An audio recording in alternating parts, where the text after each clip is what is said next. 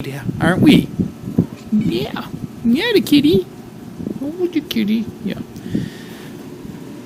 First thing we've got going,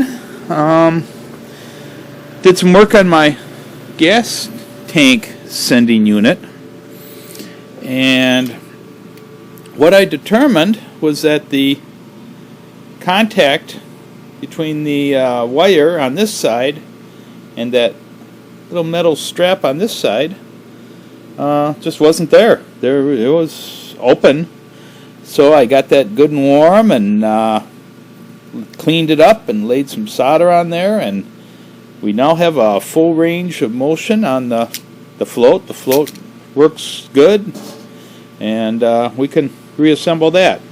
I think I'm going to clean it up and maybe give it a little bit of paint job though on that.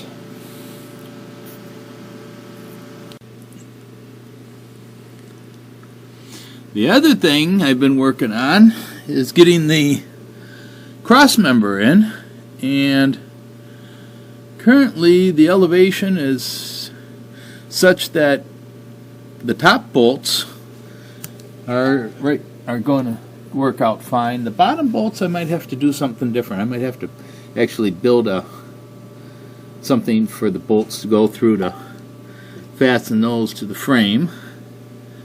And I got my mount in there, and I think what I'm going to do is at this point drop the car down and see how my ground clearance is, because I'm a little bit, don't know exactly. This is probably the lowest point on the car right here in the middle, and so I'm going to just pop the wheels back on, drop it down, and see.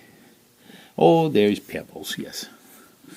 See how this clearance stands up. Yeah. Silly kitty. Guess you silly kitty. Okay, gang. Well, the car is down on the ground for the first time, and pretty happy with the. I don't think my front springs compressed much. Doesn't look like the back came down much at all.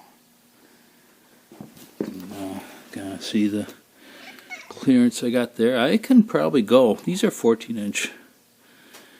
215 70 series 14. I could probably go up to a 15 or even a 16-inch wheel here and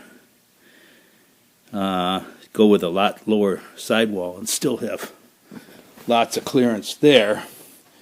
Here is the important part though. That's the clearance I have, and I am happy with that. Wouldn't want it to be any lower, but I've got, let me grab my tape measure. I have a good 4 inches. I think 4 inches is plenty. Wouldn't want it any lower, but that is the lowest spot now, right there.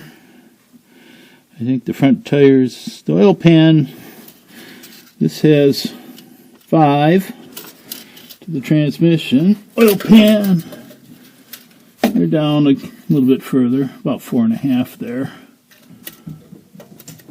Well, actually, yeah, about 4 1/4 on the oil pan. So unless I hit a really high speed bump, this is about halfway between, it's maybe a little closer to the rear axle, but it's basically the middle of the car. So when the front goes down and the back goes, if I got a sharp curb cut or something like that, this will hit, but that can take the brunt, because that'll be solidly bolted into the frame and the mounts will be welded in, and the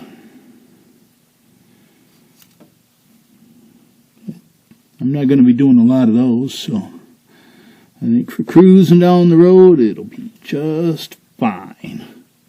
Just have to be conscious of, keep an eye out for the high spots, you know, those the gas station filler lids and things like that tend to be a little over the top as far as the difference in elevation there. So we're going to okay. So I think at this point I'm going to yank the motor and tranny out. Well, yeah, I'll put it back up again first so I can get under there. And then yank the motor and tranny out and finish up all my welding and my grinding and painting and all the framework, because that is where the motor's going to go. Looking at it from the front, I think I'm in good shape there. Lots of clearance on that oil pan, so we will be okay.